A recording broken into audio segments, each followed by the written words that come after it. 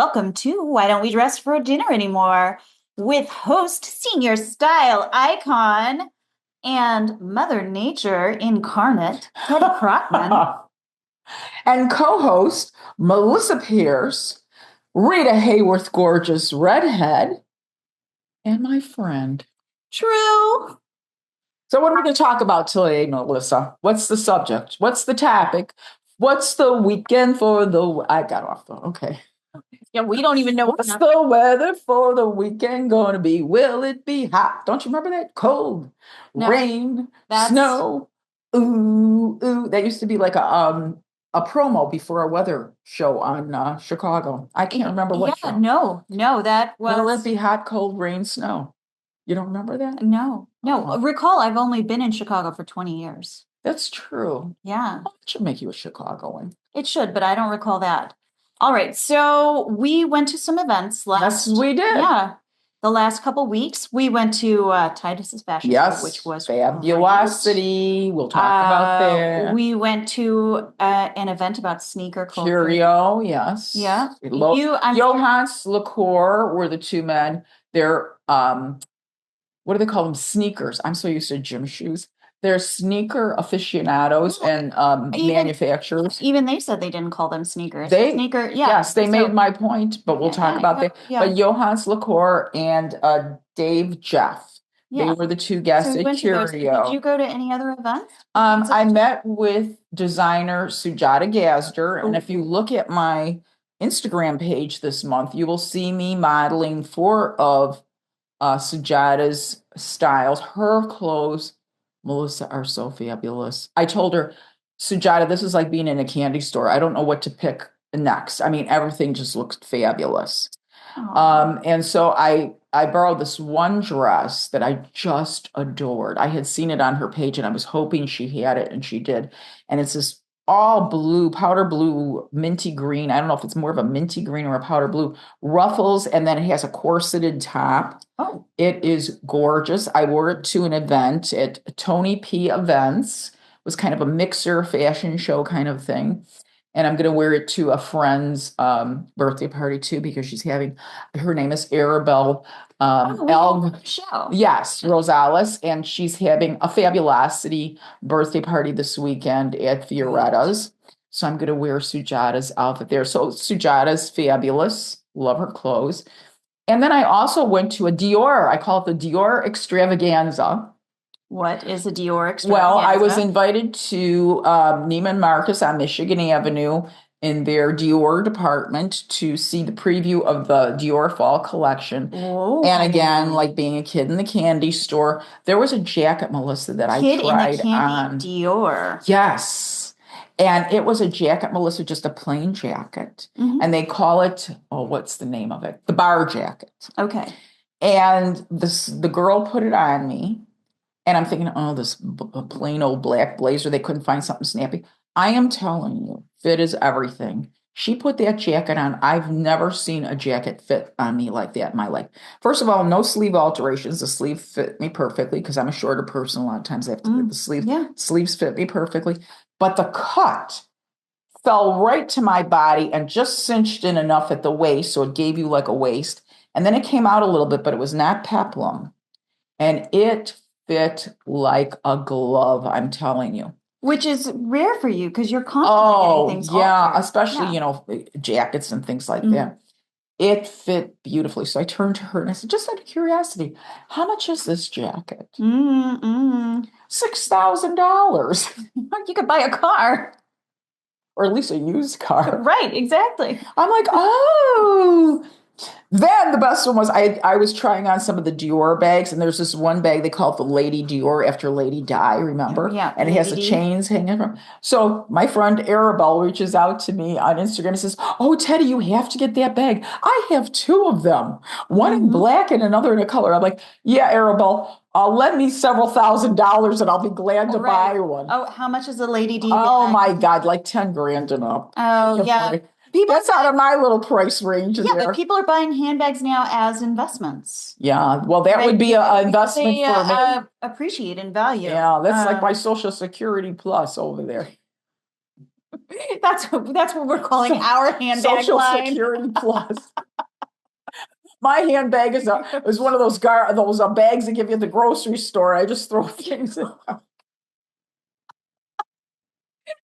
It's just plastic. Yeah, a lot of plastic thing. Just stick things in there or whatever. My accoutrements, you know. So you went to a Dior thing. You started a new handbag line. Yes, it's called the Social Security Social security bag. Plus, yeah. The Social Security bag.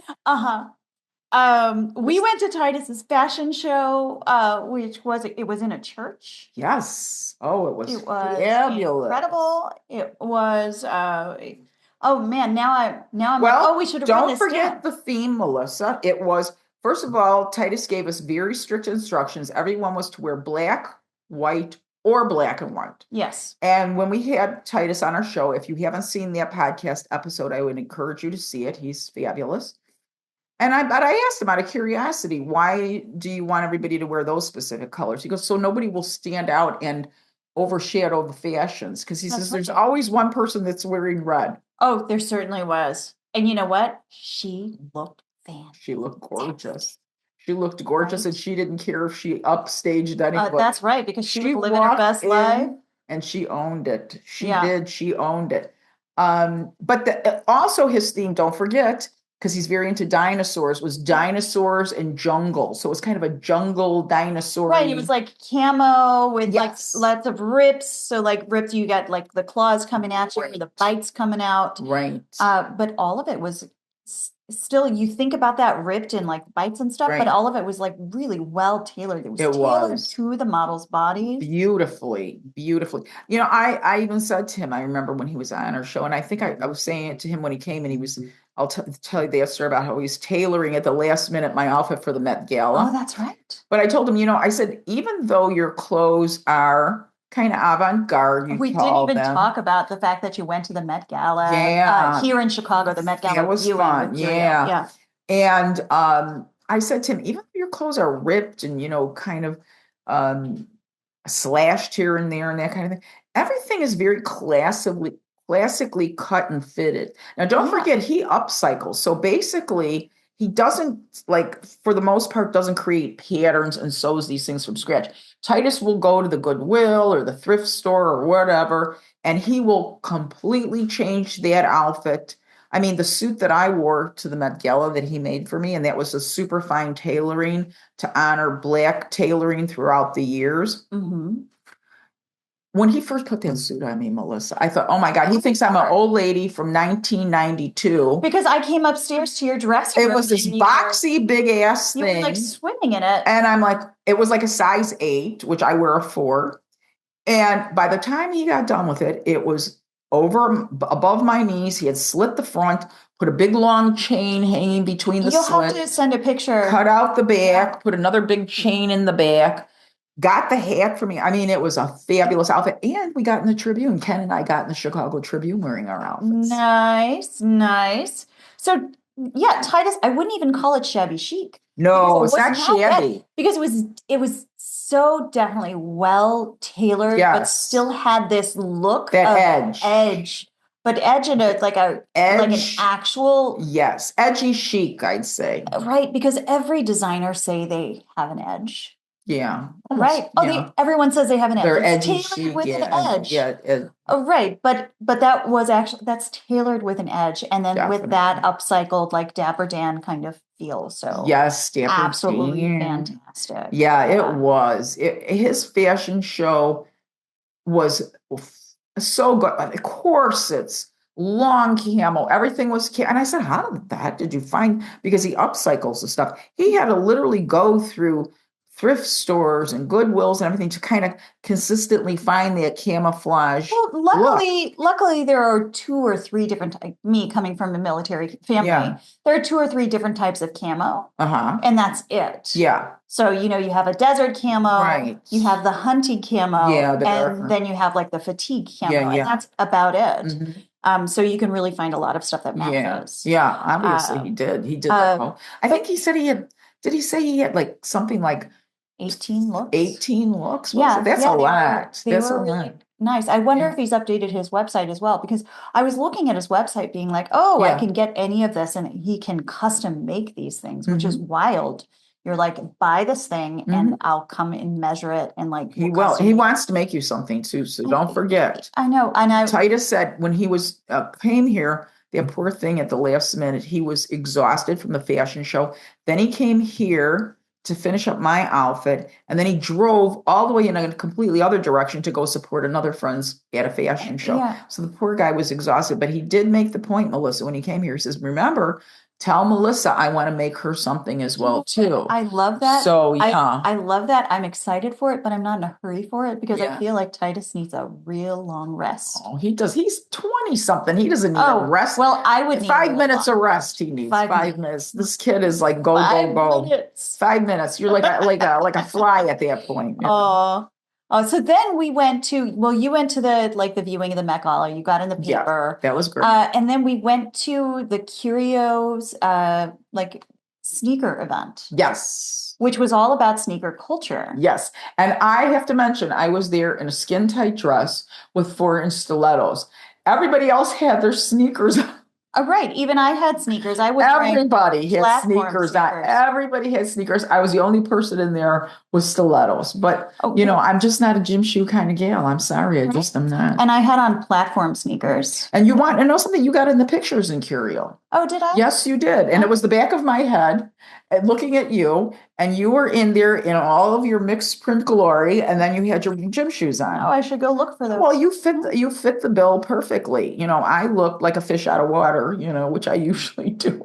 Right. But you sat in the very front row. Very front row. And there are these two men talking about. Short. I can't see anything. I want to see what's going on. If I have to look over somebody's head, I'm lost. So I got to be in that front row. And not only that, but I told you the story about when I was younger, my mom didn't want me to wear glasses. So I'd have to sit in the front row in school so I could see because I'd squint to see the blackboard. Oh.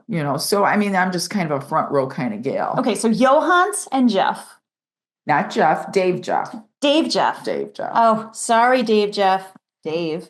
But apparently he's like a super big deal. Yes. He's a super big deal. And Yohance also Pulitzer Prize winning writer, I think he's incredible a poet. man, a poet. A poet. Like just two incredible men who grew up in Hyde Park. They're talking about growing up at a time where like they were talking about being introduced to rap as in their teens. And that was when because of MTV. Chance the Rapper was around. No, that's Kanye. I think he mentioned Kanye. He did because don't forget Kanye's from Chicago. Yeah, in the beginning, Kanye was from Chicago before he was born Kanye, in Chicago. Kanye had a crisis, but talking about how they were like, oh, we didn't even know that kind of music existed because we grew up listening to the top 40. Yeah. And like everyone would go find all of these sneakers all over the place because you could only get a specific kind of sneaker at a specific place. But it didn't become a big deal until Air Jordans, right? Right. But it was they did talk about, even before the Air Jordans, they did talk about Adidas having some special sneakers that at that time, there wasn't that online kind of shopping where you could snap things up like this. So you had to go on the hunt. You had to go on the hunt. Same with the kangaroo shoes, yes. like with the zippers, like everyone had a specific shoe.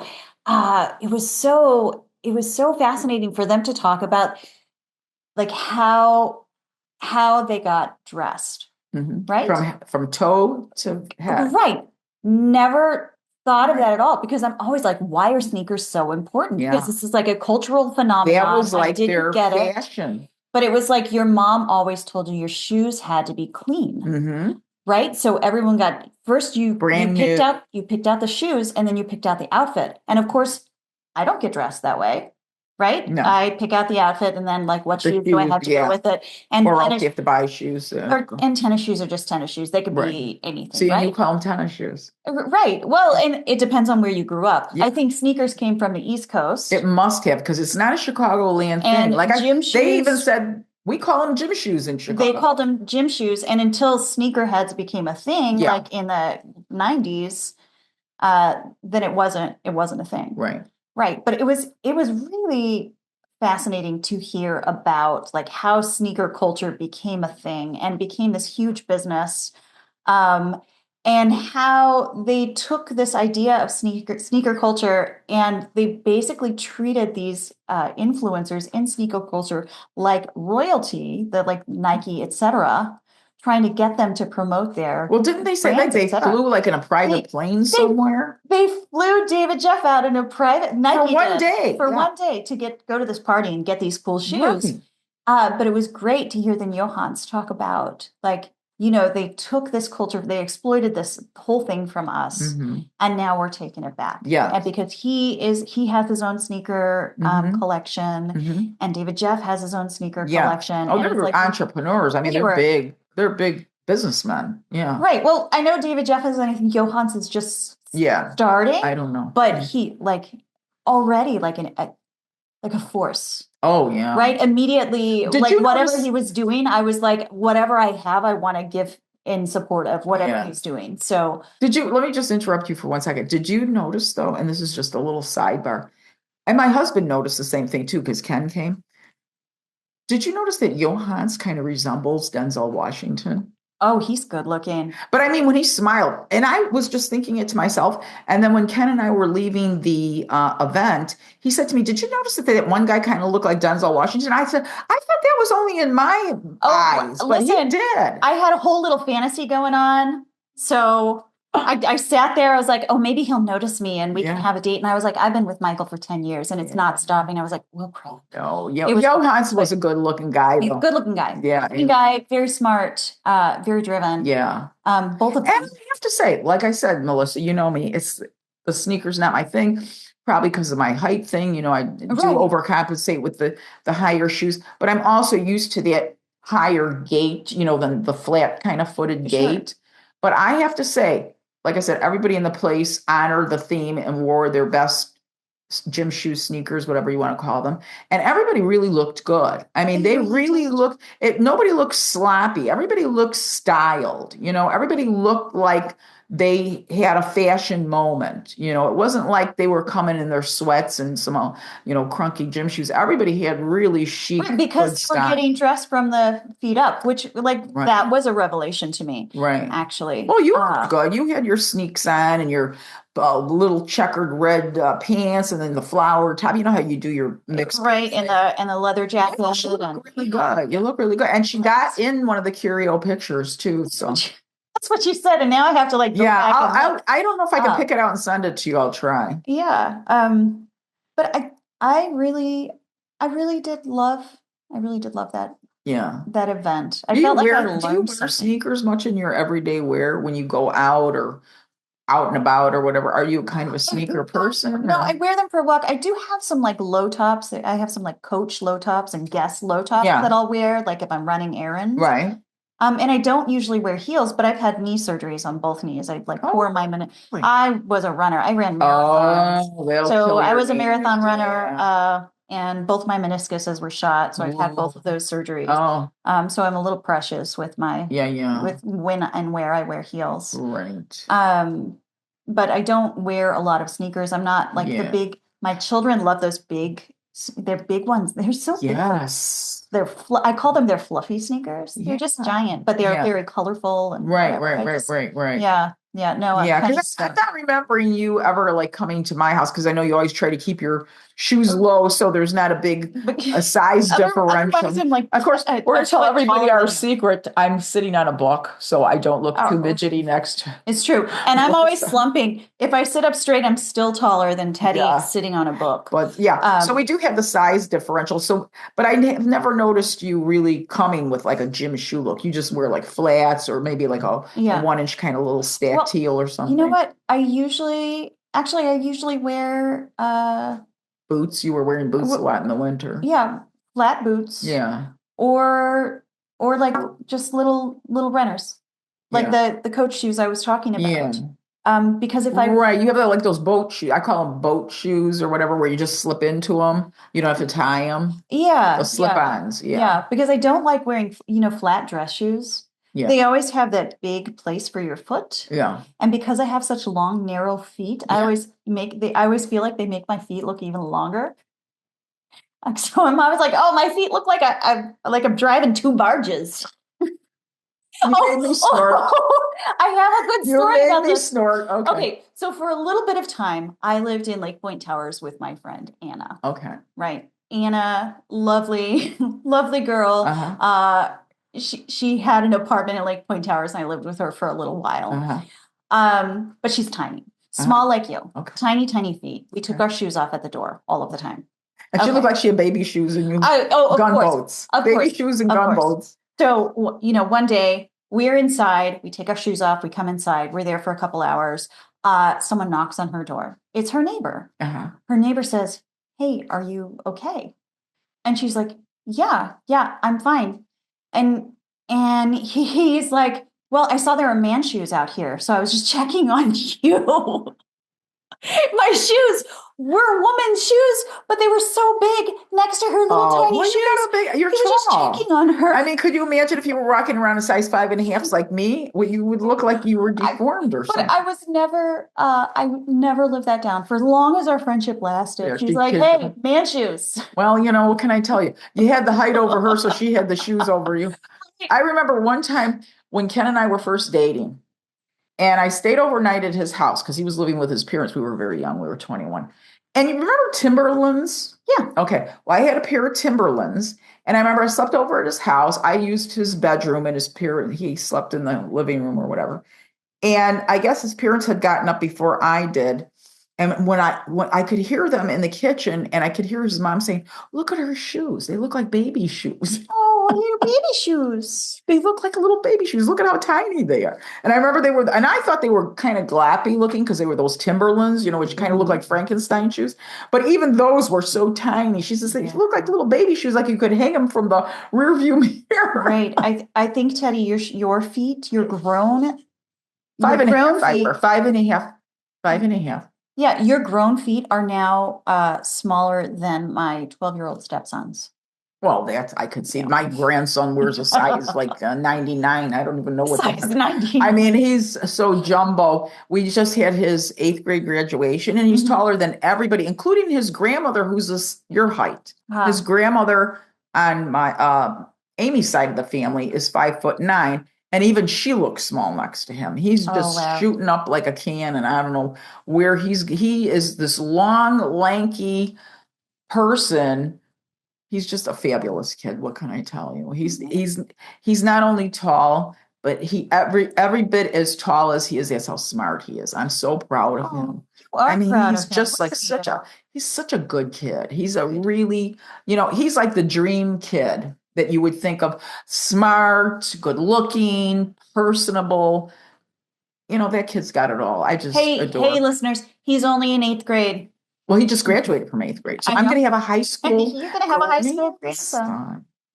What fashion events are we looking forward to? Because this is going to publish next week on Tuesday. So, right. Yeah, what fashion events are you looking forward to? Well, you and I are actually this week, Thursday, going to support Nancy at Jamie Hayes, one of my favorite designers. She's got a line called Production Mode, and that's the name of her store. Oh, cool. So she's having an event there with Nancy, who we're going to be interviewing, who's a jewelry designer. She's also going to have a hat designer there. Okay. Will you stop making me snort? A hat designer. I don't know where that left. And some other kind of designer there. So that'll be fun. Yeah. Then I met this lovely woman at the Tony P event that I went to recently. Her name is Tanji, but she's actually Dr. Tanji. Huh. So she must have a PhD, I believe, in something. She has an all-day event in June. I think it's June 6th or 7th. It's going to be at Water Tower Place at the beauty bar where Sharon said she has her model tribe as well. Very cool. Yeah. And so she has like a several hour like health driven kind of event. And then I have tickets to see. Ken and I are members of the Chicago History Museum. Mm-hmm. And being members of the Chicago History Museum, you're automatically members of the Chicago Costume Council. Yeah. And they're having their annual meeting that day. It's the beginning of June. But they're also having one of the co-hosts from one of our favorite podcasts called Dressed. Oh. And they're going to do a live podcast of Dressed at the Chicago History Museum. That's on the 7th. I don't know. It's somewhere 10th. around. I think it's somewhere at the beginning of June. Okay. But it's going to be a live podcast. I don't think they're having both of the hosts. I think they're just having one of the hosts and then another person. I'm not sure if she's from Costume Council or whatever, but they're going to do a live podcast of Dressed. That's going to be and Dressed. So just fun. So some of you, if that you don't follow Dressed podcast, it's one of the most popular fashion podcasts. It's the history of fashion, and it's fascinating. And they're like historians of fashion. It's not like me and you talking about, by the way, this. I mean, they go into in-depth history. They're actually doing some tours in Paris of like Paris fashion. Yeah. I was like, those episodes. Yeah. No, they're if you go to their website, you can see all of these things, but they're doing 2 tours in Paris. Wow. They have something like 500 episodes up already, I think. Yeah. They're prolific and just really smart. Very interesting. So I'm really interested in seeing that. Other than that, for right now, that's about it. Summertime tends to slow down. We're gonna this is the beginning of our season end. We have 4 more episodes. This episode, we're interviewing Nancy, the jewelry designer, and then we have my favorite little buddy, Melissa. She's not little. Melissa, I call everybody who's young little. Melissa Carter, better known on Instagram at Cameo Vintage. That's right. Melissa is a very big vintage reseller, and she'll be on our podcast as well. And then we have a very special Melissa and I buddy episode finale for our season finale, which will be at the end of June. And it's something a little bit different we tried out. So bear with us if we look a little like we've lost our mind. Or subscribe now so you can say, we knew them before they lost their minds. And both had simultaneous mental health issues. But we think it was fun. I don't know. You tell us, but we think it's fun. Yeah, and I think that's pretty much it for this little episode we've got going here today. That's right. Our recap of what we've done, where we're going, and just kind of giving everybody notice that we're going to be taking a little bit of a hiatus. There'll be podcast episodes all the way through the end of June, and then we're going to have July and August off from the podcast. Melissa and I will begin filming the podcast mid-August, but won't drop them probably till September. So you won't be seeing any new episodes, but we have 37, I think, episodes, or plus with this, probably 40 some episodes. We'll have about 40 episodes. So there's plenty for you guys to dig in through all summer long if you're feeling a little like you want to catch up or whatever. Right. Or just, take us out to dinner.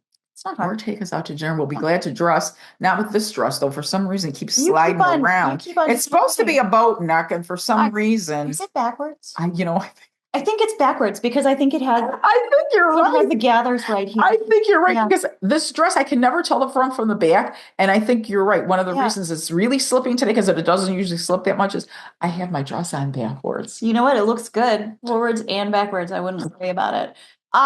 Well, Teddy, tell me why we don't dress for dinner anymore. I don't know, Melissa. Why the hell don't we? We can't tell the back from the front.